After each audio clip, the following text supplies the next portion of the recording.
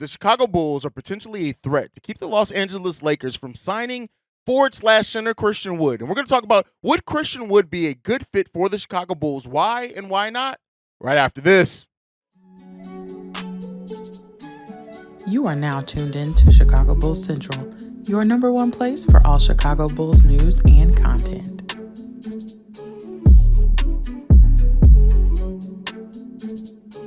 What's going on, Bulls fans? Welcome to another episode of Chicago Bulls Central, your number one spot for everything Chicago Bulls related. I'm the host here, Haize. You guys can follow me right off the top at CEO Haize. That's CEO Haize. But more importantly, you can follow the channel at Bulls Central Pod on every social media platform we happen to be on. But let's go ahead and get into the content for this. And I wouldn't call it an emergency episode, but there was a rumor that came out via a tweet from Daniel Greenberg today from Damn Wokey Sports that says the Bulls are suddenly viewed as a potential threat that could keep Los Angeles Lakers from landing free agent Christian Wood. Now, it's been a pretty quiet front on as far as Christian Wood and signing to the team. And while Christian Wood is not a perfect player by any stretch of the imagination, I want to just make that clear. Christian Wood is a player, though, that can come in and provide some size, length, shooting, and honestly a little shot blocking as well. And we've talked about Christian Wood a little bit on this show previously, especially with the disabled player exception and things like that. And I don't think that Christian Wood is a perfect player by any stretch of the imagination.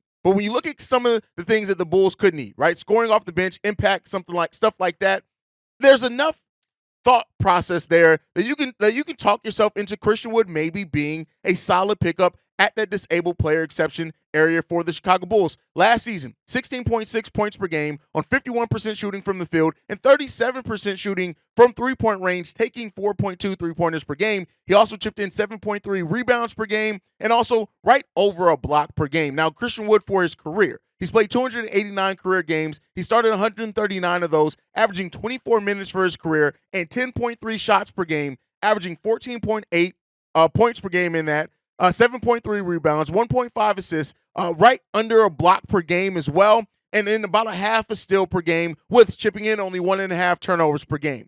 Christian Wood offensively is solid. A career 51% shooter, a career 37% shooter from three-point range. He can bring in some size, shooting, length, rebounding, and all that to the Chicago Bulls bench.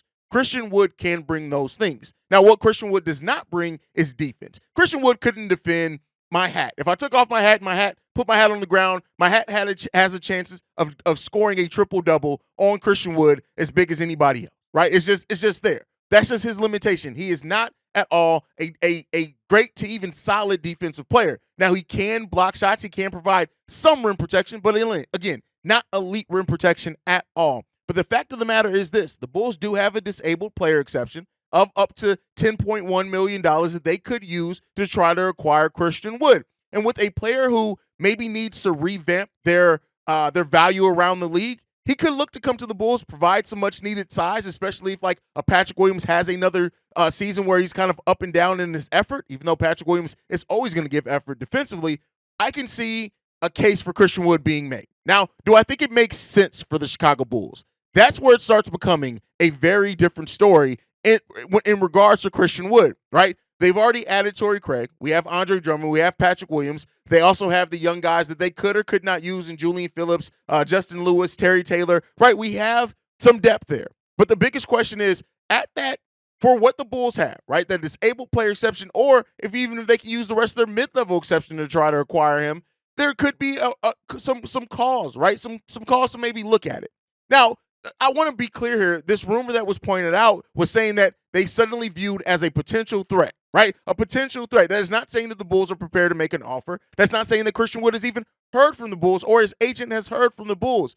I truly do think, in looking at this rumor, it's probably Christian Wood using the Bulls as leverage in maybe a contract negotiation with Christian Wood. Now, if the Bulls are interested in Christian Wood, it's probably only going to be a one-year deal. And here's the thing. While Christian Wood is not by any stretch of the imagination a perfect player, as a one-year rental that you could then look to use at the trade deadline to move in some other deals, I'm not hating Christian Wood. I'm not. Now, teams right now don't seem to want him. Maybe it's because his value's too high, or he sees him and his agent sees his value as too high. Those things absolutely could be playing a part in it. But I think ultimately when I look at it, I just see this, right? I see Christian Wood as a player who's out there trying to make an NBA team, trying to find his way back so he can prove and maybe get a long-term deal, maybe next offseason. But when you go this far in the offseason, it doesn't seem like a long-term deal is likely for Christian Wood. Now, for the Bulls fans, they're going to ask, well, why would they go after Christian Wood when P.J. Washington is right there? Here's the thing, and I've said this before, but I want to bring this back here.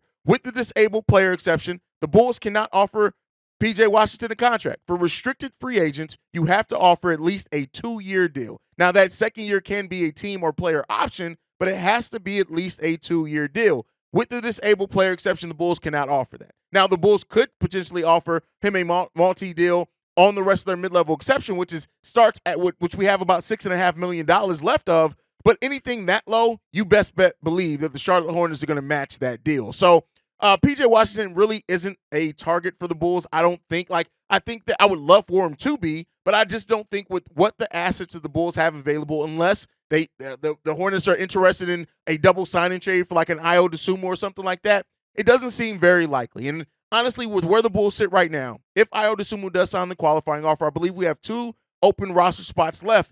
I do think that one of those roster spots are going to be filled by either Javonte Green or Derrick Jones Jr., which will leave Christian Wood coming into this team potentially in the rumor that we're talking about. I'm not saying it's going to happen, but by the nature of the rumor that we're here to talk about, that's what I'm saying.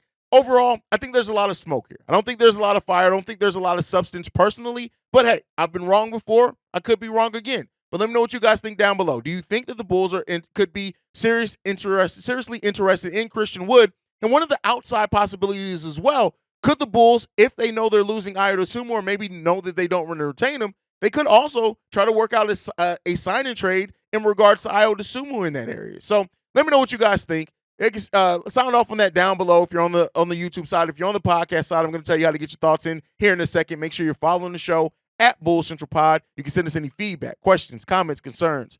BullCentralPod@gmail.com. Lastly, you want to leave a text message and our voicemail for our mailbag episodes. The number to do so, 773-270-2799. We are the number one spot for everything Chicago Bulls related because of you guys. And like I like to end every episode on. Go Bulls. Love you guys. See red if you can, y'all. Peace. This has been a presentation of the Break Media.